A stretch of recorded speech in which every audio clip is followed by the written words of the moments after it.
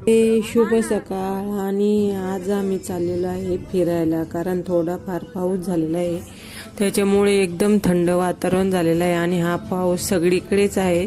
तर आता सुट्ट्या आहे तोपर्यंत फिरून यावं म्हटलं थोडंसं. तर आम्ही गेलेलो होतो मुंबईकडे जाणाऱ्या रस्त्याने दापोली, आणि हा आहे समृद्धी महामार्ग इतका छान आहे की त्याच्यावरून एकदम स्मूथ गाडी चालते आणि काही त्रास नाही होत. पण पुढं जेव्हा आम्ही खोपोली म्हणतात, सॉरी माझ्याकडून दापोली आलं, खोपोली जवळ गेलो तर तिकडे इतक्या गाड्या आणि इतकी गर्दी, तर ट्रॅफिक खूप जाम होतं.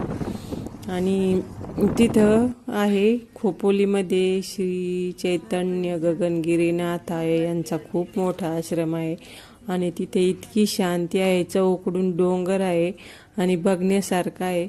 हे बघा रस्त्यानंच दाखवत आहे मी तुम्हाला, आम्ही जवळजवळ गेलेलंच आहे. तेव्हा हा परिसर आहे लोणावळ्यावरून इतका ट्रॅफिक होता, तर 2-2.5 घंटे आम्ही ट्रॅफिकमध्ये जाम होतो. फक्त गाड्या होत्या रस्त्यावर आणि गाडीत बसून पण खूप कंटाळा आला होता. पाणी पण संपलं आणि भुका पण खूप लागलेल्या होत्या आम्हाला. पण एकदा तिथं गेल्याशिवाय आमच्याकडे काही पर्याय नव्हता आणि मग आम्ही जवळजवळ पोहोचलो. तेव्हा ही नदी आहे पाताळगंगा म्हणून, इतकी सुंदर दिसते नदी तिथं वाहताना. आणि मेन पॉईंट म्हणजे महादेव स्वयंभू आहे तिथं आणि हा तिथला परिसर आहे. भयान शांतता, एकदम छान वातावरण. आणि आम्ही थोडी सेल्फी घेऊन फिरलेले, थोडंसं मी शेवटी ॲड केलेलं आहे.